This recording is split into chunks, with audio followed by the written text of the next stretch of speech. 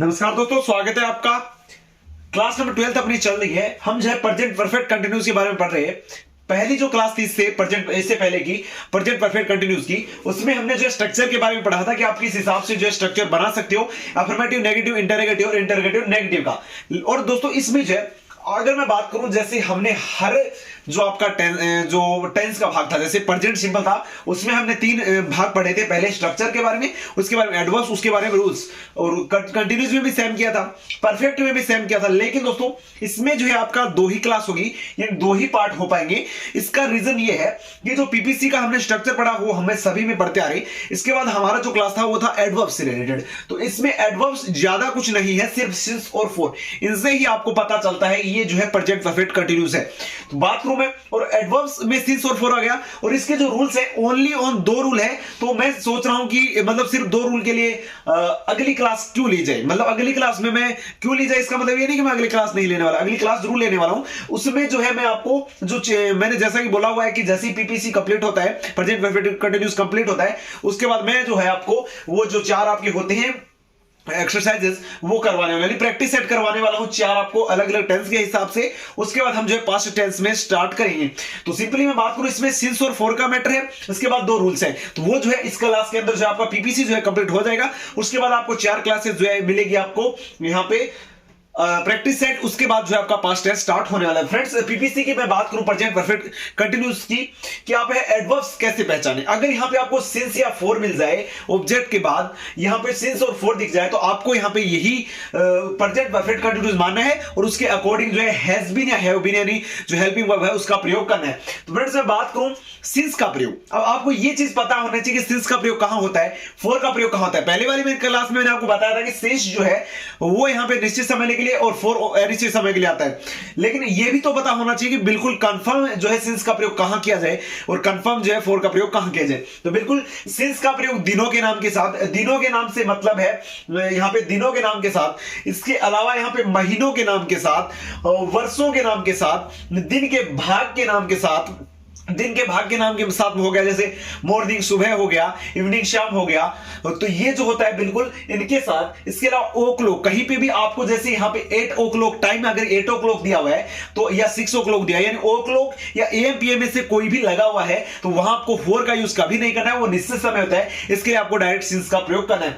इसके अलावा मैं बात करूं यस्टरडे, यस्टरडे हो गया लास्ट नाइट, लास्ट वीक, या जो है लास्ट मंथ या लास्ट ईयर, यानी लास्ट के आगे चाहे पिछली नाइट हो, चाहे वीक हो, चाहे मंथ हो, चाहे ईयर हो, इसके साथ हमेशा सिंस का प्रयोग किया जाता है क्योंकि पिछला यानी हमें पता है वो चीज निश्चित है। इसके अलावा ऋतुओं, ऋतुओं जैसे यहां पे ऋतुओं के नाम के साथ या पर्वों के नाम के साथ, ऋतुओं के नाम के साथ जैसे स्प्रिंग, विंटर, जैसे मतलब सर्दी का टाइम हो गया, गर्मी का टाइम हो गया, और यहां पे जो है पतझड़ का टाइम हो गया। जो भी आपका यहां पे पर्व, जो यहां पे ऋतु का नाम होता है, उनके साथ जो है यहां पे सिंस का प्रयोग किया जाता है। इसके अलावा पर्वों के नाम, जैसे कोई भी त्योहार को नाम है, यहां पे जो है उसके साथ भी सिंस का प्रयोग किया जाएगा बिल्कुल। इसके अलावा घटनाओं के नाम के साथ भी आपका यहां पे जो है सिंस का प्रयोग किया जाएगा। उसके साथ जो है स्टेज ऑफ वंस लाइफ, यानी एक आदमी के जीवन की जो मतलब बिल्कुल एक स्टेज होती है, जैसे मतलब वो बचपन, उसका बचपन या उसका बुढ़ापा या उसका युवा अवस्था, जो भी उसका स्टेज होता है, उसके लिए भी यहां पे सिंस का प्रयोग किया जाएगा क्योंकि वो निश्चित है।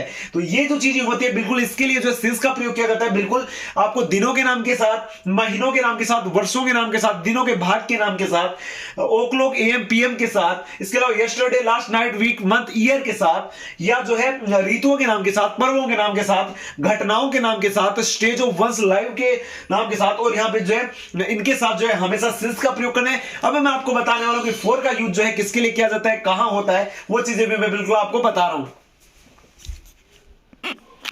फ्रेंड्स इसमें जो है यहां पे यूज ऑफ फॉर, यानी फॉर का यूज कहां कहां होता है।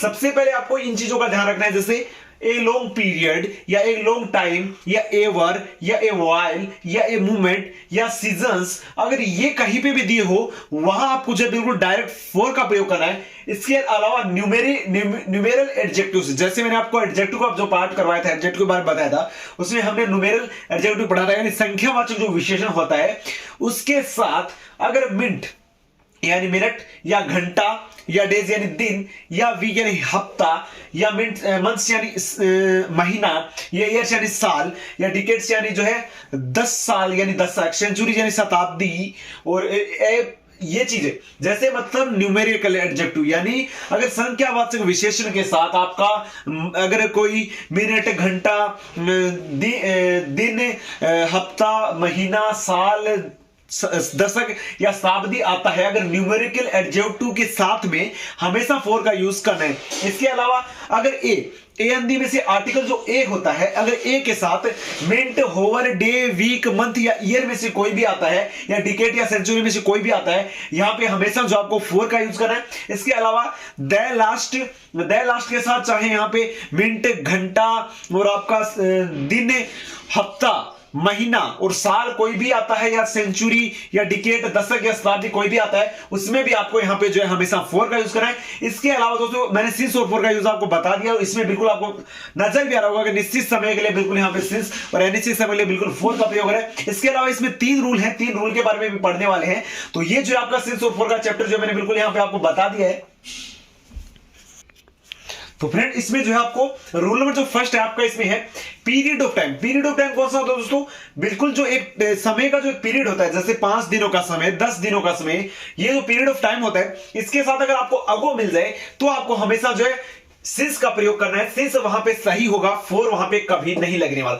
लेकिन इसी के साथ इसमें एक यहां पे है कि अगर आल आ जाए, पीरियड ऑफ टाइम से पहले अगर आल आ जाए, यानी आल प्लस पीरियड ऑफ टाइम आए, तो आपका हमेशा जो है फोर का प्रयोग किया जाएगा। बिल्कुल पीरियड ऑफ टाइम प्लस अगो के लिए सिंस का प्रयोग, लेकिन आल प्लस पीरियड ऑफ टाइम के लिए हमेशा जो है फोर का प्रयोग किया जाएगा। फोर का जो प्रयोग है तक या के लिए के अर्थ में होता है, ये जो है प्रेजेंट सिंपल या फ्यूचर टेंस में यूज किया जाता है। इसके अलावा मैं बात करूं यहां पे रूल नंबर 2 की मैं बात करूं, पास्ट में स्टार्ट होता है, इसमें मतलब यही रूल है जैसे पीपी यानी प्रेजेंट परफेक्ट में था। ये जो कोई कार्य जो पास्ट में स्टार्ट होता है लेकिन अब तक जारी, यानी पास्ट में शुरू होकर अब तक जारी है, जैसे she has been reading a novel since morning, यानी वो सुबह से जो है नोवेल पढ़ रही है, यानी सुबह से वो काम स्टार्ट है, वो अब तक चल रहा है, यानी वो पढ़ ही रही है, ऐसा नहीं है कि उसने पढ़ना बंद कर दिया है। तो वो जो पास्ट में स्टार्ट होता है यानी सुबह स्टार्ट हुआ था, और ये जो अब तक चल रहा है, वो चीजें जो होती है वो पीपीसी के अंडर में आती है, यानी प्रेजेंट परफेक्ट के कंटिन्यूअस के अंदर में आती है।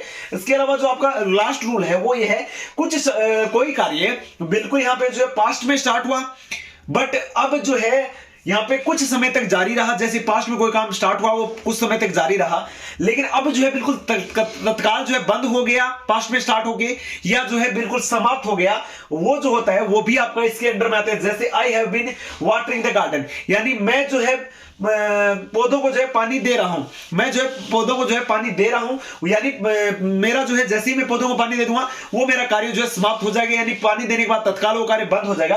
वो चीजें भी जो है पीपीसी यानी प्रेजेंट परफेक्ट कंटीन्यूअस के अंदर में आती है। तो फ्रेंड्स यहाँ पे आपकी जो 12th क्लास थी वो कंप्लीट हो गई। इसके बाद हम जो है जो आगे की जो अपनी जो क्लासेस होगी वो जो है यहाँ पे प्रैक्टिस सेंटेंस के बारे में रहने वाली है, क्या प्रेजेंट सिंपल के बारे में बिल्कुल मैं आपको कराने वाला हूँ, प्रेजेंट कंटीन्यूअस परफेक्ट और परफेक्ट कंटीन्यूअस के बारे में करवाने वाला हूँ। उम्मीद करूंगा ये 4 टेंस आपको इनका जो स्ट्रक्चर, एडवर्ब्स और रूल्स पसंद आए, आज इनको जो क्लासें अच्छी लगी, अगर अच्छी लगे वीडियो को लाइक करें, शेयर करें और चैनल को सब्सक्राइब करना ना भूलें। अगले वीडियो में मिलते हैं, धन्यवाद।